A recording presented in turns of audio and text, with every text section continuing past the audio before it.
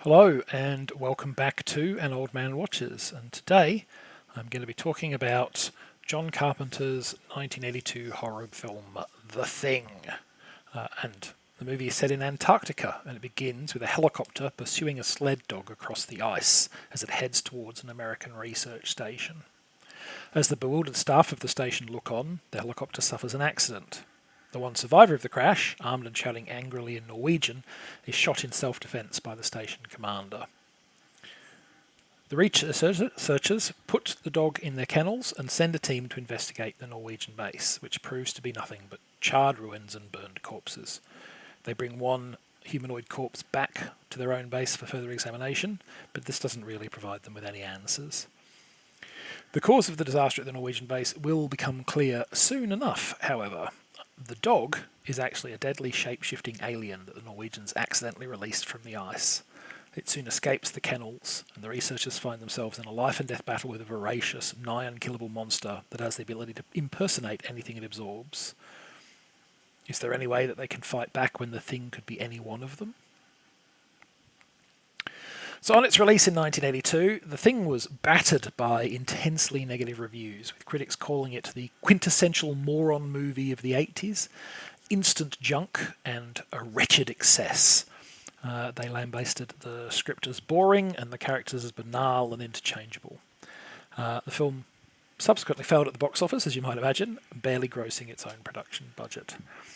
The arrival of home video, however, gave The Thing a chance to find a new audience, and by the early 90s, which is when I first saw it, it had become a commercial success and was beginning to see the first glimmers of a critical reassessment that would, by 2008, see it selected by Empire magazine as one of the 500 greatest movies of all time. Empire called it a peerless masterpiece of relentless suspense, retina-wrecking visual excess, and outright nihilistic terror. Many other publications have also lauded it, and these days it is considered one of the greatest horror films of all time. And look, this review is not going to buck the modern trend. The original reviews were, in my opinion, utterly and completely wrong about The Thing. This is a fantastic piece of movie making and thoroughly deserves its belated success. And here are 3 reasons why. So horror movies have a few different options for what approach they want to take. One option is to take the road of graphic gore and violence, looking for the gross out to create discomfort. Another option is to go for jump scares and sudden frights. A third is to try and create and maintain a prevailing atmosphere of tension and dread. And that last option is, in my opinion, the most difficult to do well. Films that try to build tension and dread often falter on one of 2 challenges. The first is that they try to draw out the tension too long without ever delivering on the threat. Perhaps they're remembering Hitchcock in this when he talked about a bomb exploding being only a moment of excitement, whereas showing 2 characters talking, then showing the bomb beneath them and cutting back and forth would draw out the experience and create a much better sense of tension. The problem with this, of course, is that taking that advice too far leads to movies where functionally nothing actually happens for a very long time, and it becomes easy for that to tip over into tedium. The second challenge is almost the opposite of the first. It is that when the film does pull the trigger on its threat, this often functions as a relief valve for the audience, who have a momentary scare and then, consciously or otherwise, relax a bit because the threat is, at least temporarily, over. It then takes time to build up the tension once more, and the sense of dread is lost. And I feel like the Thing expertly threads the needle between those 2 potential problems. The threat of the creature is never dormant for long, so the film does not become tedious, but covertly, the intermittent paroxysms of violent confrontation are never allowed to become a cue for, okay, you can relax for a while now. The sense of danger remains omnipresent, even in the immediate aftermath of an attack. It's very well done. Now, it's not uncommon for narratives of all kinds to have some element of their plot driven by poor decision-making on the part of protagonists, and there is not, in principle, anything wrong with this device. People make poor decisions all the time in the real world, and it's certainly plausible that they would do so in the high-stress situation like that of many horror scenarios. The risk of the device, of course, is they become an overused, implausible crutch. I've seen plenty of narratives in all kinds of genres and in all kinds of media where the only real justification for one or more of the characters making bad choices seems to be, well, if they didn't, then the next plot point wouldn't be able to happen.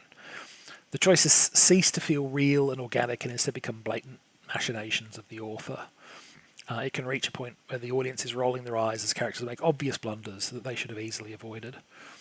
And the Thing's screenplay does not fall into this trap. Characters can and do make mistakes. Bringing a dog into the base is one that happens right at the start of the film, for instance. But the bad decisions they make are consistently plausible and often entirely reasonable given the situation they're in and the information they have. It's really smart stuff, and it's one of my favourite aspects of the movie.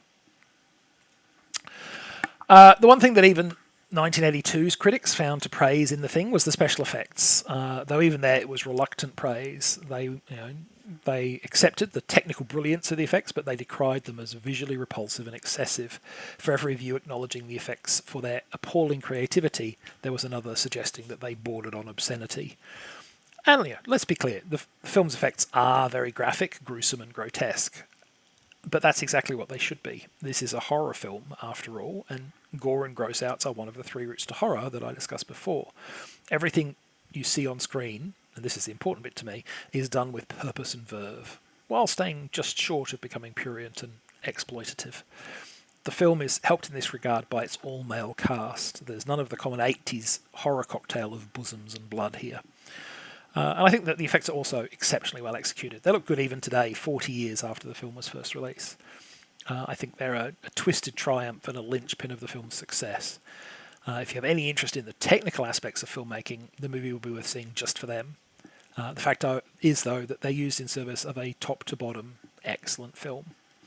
The Thing thoroughly deserves its modern reputation as a horror classic. Next time, a horror film that is most definitely not a classic of the genre, the 1976 creature feature Rattlers. Don't be too alarmed if you're an ophidiophobe, though. I promise no images of real snakes in the video, though there will be a drawing of one. But that's next time. Until then, thanks for watching this video, and I hope you enjoyed it.